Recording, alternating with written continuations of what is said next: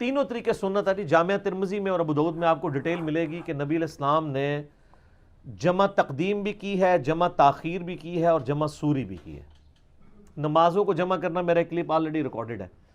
جمع تقدیم یہ ہے کہ اسی ترمذی کی حدیث میں آتا ہے کہ نبی علیہ السلام جب سفر کا ارادہ کرتے اور سورج ڈھلتا, سورج ڈھلنا شریعت میں کہتے ہیں کہ وہ نصف النہر سے نیچے یعنی ظہر کا وقت داخل ہوتا, جو آلموسٹ آج کل 12 بج کے چند منٹ کے اوپر 12:20 کے اوپر داخل ہو رہا ہے. تو وہ اگر تو وہ ظہر کا وقت شروع ہو جاتا تو نبی علیہ السلام گھاری میں ظہر اور عصر کی نماز یعنی اپنے شہر کی مسجد میں پڑھ کے نکلتے. اور ابھی اگر سورج ڈھلا نہ ہوتا یعنی فجر ظہر کا وقت داخل نہ ہوا ہوتا تو آپ علیہ السلام سفر اختیار کرتے, حتیٰ کہ عصر کے وقت میں جا کے قافلہ روکتے, پھر ظہر عصر کو اکٹھا کرتے. ظاہر ہے سفر کے اندر اتنے بڑے قافلے کا پھر پورا وضو کا سسٹم, پھر پورے جانور یہ وہ پورا کرنا مشکل. تو یہ جمع تقدیم ہے یعنی ظہر کے ساتھ عصر پڑھنا. جمع تاخیر یہ ہے کہ عصر کا وقت داخل ہو جائے اور اس وقت ظہر پڑھنا. اور ایک تیسرا ہے جمع سوری.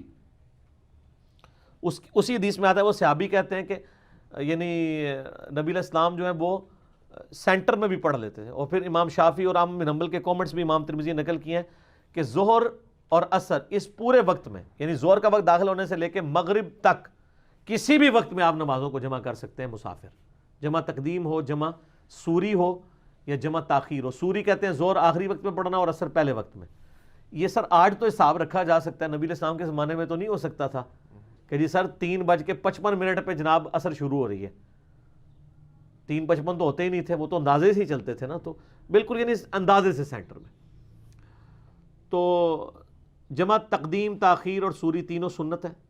باقی وہ جو مسلم شریف میں اوپر تلے 10 احادیث ہیں 1633 سے آن ورڈ, اس میں تو عبداللہ بن عباس واضح کہتے ہیں کہ نبی علیہ السلام نے بغیر خوف کے, بغیر بارش کے, مدینہ شریف میں یعنی سفر کے بھی بغیر.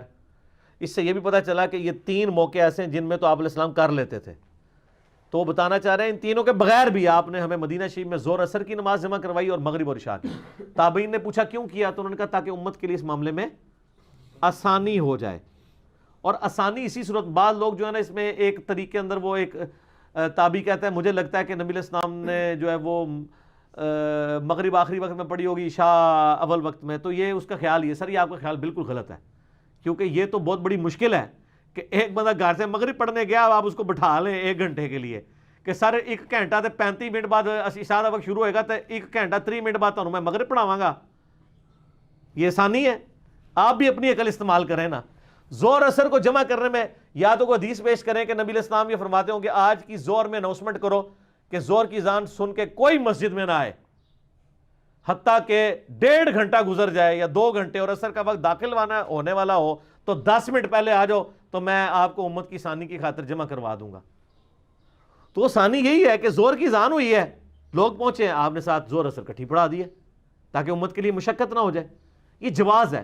شیعہ نے اس کی روٹین بنائی ہو تو شیعہ کی اپنی فقہ کی کتابوں میں لکھا ہوا ہے کہ یہ روٹین بنانا بہتر نہیں ہے. جواد نقوی صاحب ہم گئے تھے تو انہوں نے بھی لادہ پڑھی ہے, وہ تو قائل ہے, ان کا تو کلپ موجود ہے.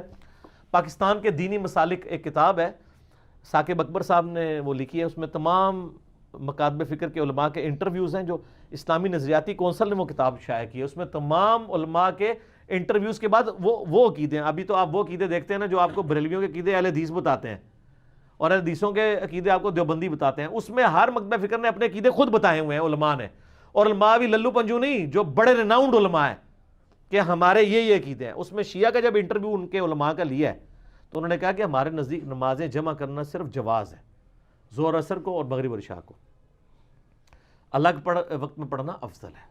قرآن پاک میں ہے ان الصلاۃ کانت علی المؤمنین کتابا موقوتا, وقت باندھا ہوا فرض ہے. لیکن وقت باندھا ہوا فرض وہ سورہ بنی اسرائیل میں مینلی تو 3 اوقات آئے ہیں, فجر کا, ظہر عصر کا اور مغرب اور عشاء کا. ان میں بھی ڈویژن احادیث میں بخاری مسلم میں آتا ہے کہ وہ ہے ڈویژن. میں نے مسئلہ نمبر 3 نمازوں کے اوقات کے اوپر 30 نمبر مسئلہ ریکارڈ کروایا. دھوپ گڑی بنانے کا طریقہ بھی میں نے اس میں بتایا. تو یہ تینوں طریقے سنت ہیں, اور اس میں الفاظ جو ہیں بغیر بارش کے, بغیر خوف کے. اس کا مطلب ہے بارش اور خوف میں تو کر سکتے ہیں, بلکہ بارش اور خوف میں تو آپ گھر میں بھی نماز پڑھ سکتے ہیں. بخاری مسلم میں آتا ہے کہ نبی علیہ السلام, ابن عباس کہتے ہیں جمعے کا دن تھا, اس سے زیادہ کوئی امپورٹنٹ نماز نہیں ہو سکتی, تو آپ نے کہا کہ بارش ہو رہی تھی, آپ نے فرمایا اذان میں کہو صلو فی الرحال, گھروں میں ہی نماز پڑھ لو, جمعہ ہی چھاڑ دو اگر بارش ہے تو. تو جمعہ بھی چھوڑ سکتے ہیں آپ، گھر میں زور کی نماز پڑھ سکتے ہیں، نمازوں کو جمع بھی کر سکتے ہیں بارش کے اندر. اور الموطا امام مالک میں آتا ہے کہ عبداللہ بن عمر رضی اللہ تعالیٰ عنہ جب بھی بارش ہوتی تھی تو مغرب کے لیے لوگ آئے اور بارش شروع ہو گئی تو ساتھ ہی عشاء کی نماز جب کروائی جاتی تھی تو وہ حکمرانوں کے ساتھ نمازوں کو جمع کیا کرتے تھے.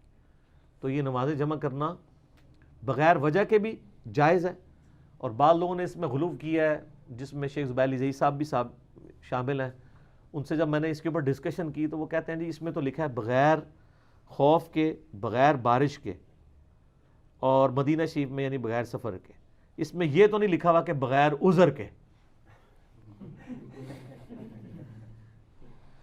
تو وہ بیچارے کیا بتانا چاہ رہے ہیں؟ وہ یہی تو بتانا چاہ رہے ہیں کوئی مجبوری نہیں تھی. جس نے اتنی لمبی بات بیان کی وہ یہ کہہ سکتا تھا، ان تینوں کی بجائے وہ کہتا کہ نبی علیہ السلام بیمار تھے اور باقی پورے مدینہ شریف والے لوگ بیمار تھے تو آپ نے جمع کروا دی. وہ جو اتنی پوری لمبی بات کر رہا ہے بغیر خوف کے، بغیر بارش کے. خوف کیا ہوتا ہے؟ خوف میں بیماری بھی آ جاتی ہے، بیماری میں خطرہ ہوتا ہے نا آپ کو، دشمن کا خوف بھی. بغیر بارش کے اس میں بھی خوف لاحق ہو جاتا ہے. مدینہ شریف میں بغیر سفر کے. وہ یہی تو بتانے چاہ رہے ہیں کوئی مجبوری بھی نہیں تھی. وہ کہتے ہیں اس میں الفاظ یہ نہیں ہے کہ بغیر عذر کے، حتیٰ کہ وہ ترمذی سے ایک جعلی روایت بھی وہ فضائل مال میں بھی لکھی ہوئی ہے کہ جس نے بغیر عذر کے 2 نمازوں کو جمع کیا وہ گناہ کبیرہ کا مرتکب ہوا. حالانکہ یہ حدیث ترمذی میں، اور امام ترمذی نے خود لکھا ہے کہ حدیث صحیح نہیں ہے. اور امام حاکم بھی یہ روایت لے کے آئے ہیں، اس کے اوپر بھی ذہبی نے گرفت کی ہے. اب شیخ زکریا کاندھلی صاحب نے کیا کیا، فضائل مال میں نا عربی میں لکھ دیا کہ حدیث صحیح نہیں ہے. 4 لینا عربی دیاں لکھی ہیں، فلانے نے ضعیف کیا، فلانے نے ضعیف کیا. اچھا تو اور اس سے پھر رزلٹ نکالا کہ نمازیں جمع نہیں کرنی چاہیے. کتنا بڑا ظلم ہے. وہ جو کچھ انہوں نے عربی میں 4 لائنیں کالی کی ہیں اس کی بجائے لکھ دیتے ہیں نا. امام ترمذی کے پورے کمنٹس کی یہ روایت ضعیف ہے. اچھا لیکن چونکہ سنی شیعہ تفریق ہو چکی تھی، ہمارے پرانے بزرگ بھی اس فتنے سے آزاد نہیں رہے.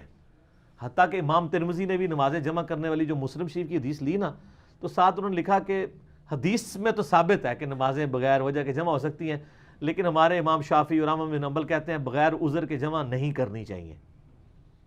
تو میں اسی لیے کہتا ہوں کہ بزرگ پرستی یا تقلید ایک کیفیت ہے جو آج کے بھی کسی انسان پہ طاری ہو سکتی ہے، 8 سے 1200 سال پہلے کے بھی کسی انسان پہ طاری ہو سکتی ہے کہ تم خود لکھ بھی رہے ہو اور پھر تم رد بھی کر رہے ہو. حدیث کا رد علماء کے اقوال سے کر رہے ہو، حدیث میں تو ایسے الفاظ نہیں تھے. تو یہ یاد رکھیں چونکہ سنی شیعہ تفریق ہو چکی ہوئی تھی، لہٰذا میں اب سنیوں کی کتابیں پڑھتے ہوئے یہ بھی ذہن میں رکھ رہا ہوتا ہوں کہ یہاں پہ کہیں سنی شیعہ فیکٹر نہ لگ گیا ہو کسی روایت کے اوپر. اور وہ پکڑا بھی جاتا ہے سر، وہ کئی جگہ فیکٹر لگے ہوئے ہوتے ہیں اور وہ پکڑے جاتے ہیں. لیکن اللہ کا شکر ہے کہ اہل حدیث مکتبہ فکر میں نے یہ خوبی دیکھی ہے جی کہ وہ امام مسلم کی جو حدیثیں ہیں ان حدیثوں پہ باب بھی باندھا ہے امام نووی نے کہ سفر و حضر دونوں میں نمازیں جمع کرنا جائز ہے. تو اہل حدیث جو ہے نا بغیر خوف بغیر بارش کے بھی نمازیں جمع کرنے کے قائل ہیں. البتہ وہ آپ کو نہیں بتاتے، خود سارے مزے لوٹتے ہیں. آپ کو اس لیے نہیں بتاتے کہ ایران اور سعودیہ کی ٹسل ہے. اور میں آپ کو ایک اوریجنل لطیفہ سناتا ہوں. ایک وہ لال رومال والے ہیں نا سعودیہ والے، بغیر نام لیے، اکیڈمی کی نیو پالیسی کے تحت، لیکن میں نے اس پالیسی کے اندر بھی ہیلا نکال لیا ہوا ہے، اتنے اشارے چھوڑوں کہ پتہ چل جائے. وہ جو لال رومال والے ہیں نا سعودیہ والے، ان کے ایک بڑے بھائی ہیں جن کی اسلام آباد میں مسجد ہے، ٹھیک ہے جی، ان کے بڑے بھائی. تو 2008 کی بات ہے جب یہ فتنہ عالمی نہیں تھا، لوگوں کو پتہ ہی نہیں تھا، فتنہ عربی والا، پنجابی والا نہیں. تو میں ان سے ملنے کے لیے گیا، ان کو نہیں پتا تھا کہ یہ تو انجینئر صاحب ہیں، کیونکہ ان دنوں ویڈیوز بھی میری اس طریقے سے یوٹیوب پہ آئی نہیں تھی ابھی، زیادہ تو 2009-10 میں آنا شروع ہوئی. تو میں ان کی مسجد میں ملنے چلا گیا، ملاقات ہوئی، گپ شپ ہوئی. جب مغرب کی نماز میں نے پڑھی تو میں نے ان سے کہا جی میں نے ایک آپ سے مسئلہ پوچھنا ہے، میں ابھی نیا ہی اسٹڈی کر رہا ہوں، اس وقت میں نیا اہل حدیث کے ذرا قریب ہوا تھا. تو میں نے کہا مجھے یہ بتائیں کہ یہ نمازیں بغیر خوف بغیر بارش کے سفر کے بھی بغیر جمع ہو سکتی؟ کہتا نہیں جی حرام ہے یہ تو. میں نے کہا کیوں؟ وہ کہتا ہے یہ تو رافضیوں کا طریقہ ہے، شیعہ کا طریقہ ہے. تو میں نے ان کو کہا کہ یہ تو صحیح مسلم میں اوپر تلے 10 احادیث ہیں اور امام نووی نے باب باندھا ہے کہ سفر اور حضر دونوں میں نمازیں جمع ہو سکتی ہیں. تو ہم اہل حدیث ہونے کا یعنی اس وقت ہم بھی تھے نا, یہ اس زمانے کی بات نہیں ہے کہ جب یہ ہم جھوم کے کہا کرتے تھے کہ نہ میں وابی نہ میں بابی, میں ہوں مسلم علمی کتابی. تو علمی کتابی انہی لوگوں نے ہمیں بنایا نا. تو میں نے کہا جی ہم اہل حدیث ہیں تو اہل حدیث کا تو مطلب ہے حدیث کو دیکھے گا. تو وہ کہتے ہیں نہیں وہ کرتے ہیں تو وہ کوئی نہ کوئی وجہ ضرور ہونی چاہیے. تو میں نے کہا یہ تو بڑی عجیب بات ہے, آپ لوگ مطلب حدیث پہ بھی چلتے ہیں. اور پھر جب میں نے مسلم شریف تھوڑا ان کو ایمفسائز کیا نا تو انہوں نے ادھر ادھر دیکھا, کوئی سن تو نہیں رہا. مجھے کہتے ہیں انجینئر صاحب آپس کی بات ہے, میں بھی نماز جمع کر لیتا ہوتا ہوں. آگے سنیں کیوں کرتا ہوں, وہ اس سے بھی مزے کی بات ہے. وہ کہتا ہے یہ میری بیوی جو ہے نا یہ زور کے وقت شاپنگ کے لیے نکلتی ہے تو مغرب عشاء کر دیتی ہے, تو میں پھر کیا کرتا ہوں زور کی نماز پڑھائی, پھر کمرے میں جا کے بیوی کو پیچھے کھڑے کر کے نا عصر ساتھ ہی پڑھ لیتا ہوں, پھر آرام سے جا کے ہم شاپنگ کرتے ہیں تو مغرب ٹائم واپس آتے ہیں. یعنی خود سارے مزے لوٹ رہے ہیں لیکن آپ سے چھین رہے ہیں. تو اس کے پیچھے کیا محبت ہے؟ فرقے کی.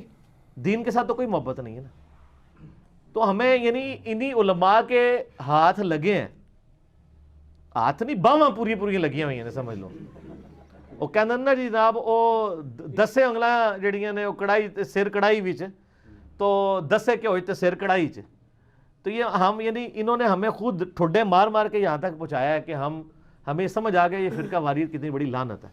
خود ساری فیسلٹیز اویل کرتے ہیں اور دوسروں کو وہی کہانی بتاتے ہیں جو دوسرے مکتبہ فکر کے یعنی اگینسٹ ہوتی ہے, چاہے وہ اس کا ثبوت. اب ان علماء سے آپ یہ ایکسپیکٹ کرتے ہیں کہ ان علماء کے ساتھ ہم بیٹھ کے کوئی بات کر سکتے ہیں جو نجی محفلوں میں اور ہیں, پبلک میں اور ہیں, پھر اس سے بھی آگے اپنی پبلک میں اور ہیں, دوسرے مکتبہ فکر کی پبلک میں اور ہیں.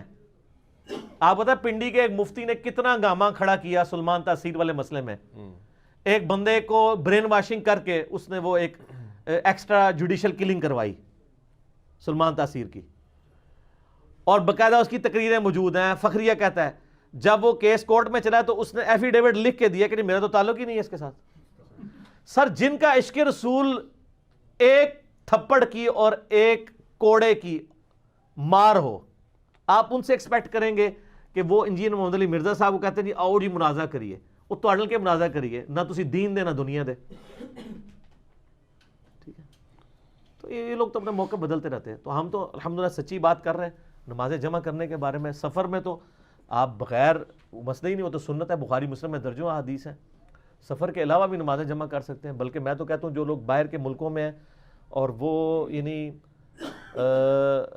جو سب ویز کے اندر ٹریول کرتے ہیں اور ان کا ٹریولنگ کا جو تقریباً 20 کلومیٹر سے زیادہ بن جاتا ہے, کیونکہ 3 فرسخ کا ذکر ہے نا, تو 3 ناٹیکل مائلز, تو وہ آلموسٹ 20 کلومیٹر بنتا ہے شہر سے باہر. ہاں شہر سے باہر, شہر سے نکلنے کے باہر. تو وہ نمازوں کو جمع کریں اور قصر بھی کریں, 2 زور کے پڑھیں 2 اثر کے پڑھیں, نماز قضا ہو ہی نہیں سکتی ہے.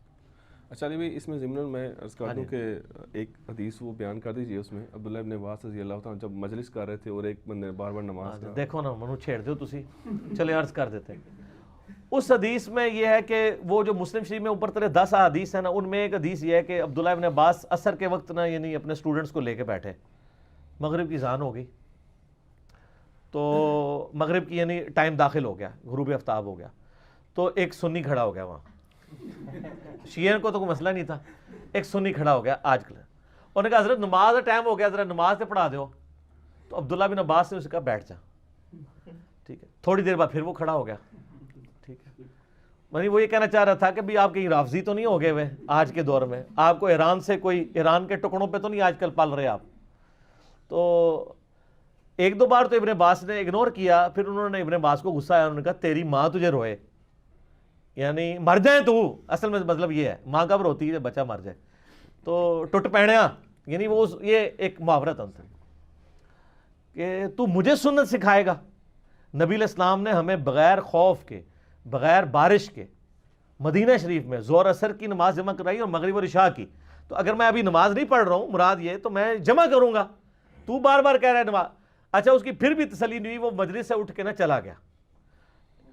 اب مجھے بتائیں یہ ایسے لوگ اگر اس زمانے میں تھے جو صحابہ کی بات سن کے بھی ماننے کے لیے تیار نہیں, تو آج انجینئر صاحب کی باتیں سن کے کیسے ہی مان لیں گے؟ ان کے بڑے بزرگ تو صحابہ سے سن کے نہیں مانتے تھے. تو تسی کہہ رہے ہو کہ میری یہ بڑا بیان کی حدیث ہے آج مان لین گے. انہاں دے ابے نہیں سن مندے. وہ وہاں سے غصے سے اٹھ کے حضرت ابو ہریرہ کے پاس گیا اور کہتا دیکھو ابن عباس کس قسم کی یعنی شرانگیز قسم کی حدیثیں بیان کر رہا ہے. ٹھیک ہے, تو یہ ہمیں بھی کہتے ہیں حدیثیں کھول کھول کے بیان کرتا ہے. تو حضرت ابو ہریرہ نے کہا ابن عباس نے سچ کہا, یہ تو ابو القاسم کی سنت ہے کہ نبی علیہ السلام نے ظہر اثر کو بھی جمع کیا اور مغرب اور عشاء کو بھی. تو یہ آپ حدیث کی کتابیں اگر پڑھیں نا تو آپ کو کئی چیزیں پتہ چلیں گی کہ یہ جو اختلافات والا جو مسئلہ ہے نا اور یہ کہانیوں والا, یہ شروع سے ہی چل رہا ہے. کہانیاں شروع سے ہیں سر. تو لہٰذا آج جو علماء کہانیاں سناتے ہیں نا تو ان پہ زیادہ بھی غصہ نہ کھایا کریں. شروع سے ہی کہانیاں چل رہی ہیں. دو پارٹیاں شروع سے ہیں, ایک کہانی پارٹی, ایک علمی کتابی پارٹی. ٹھیک ہے.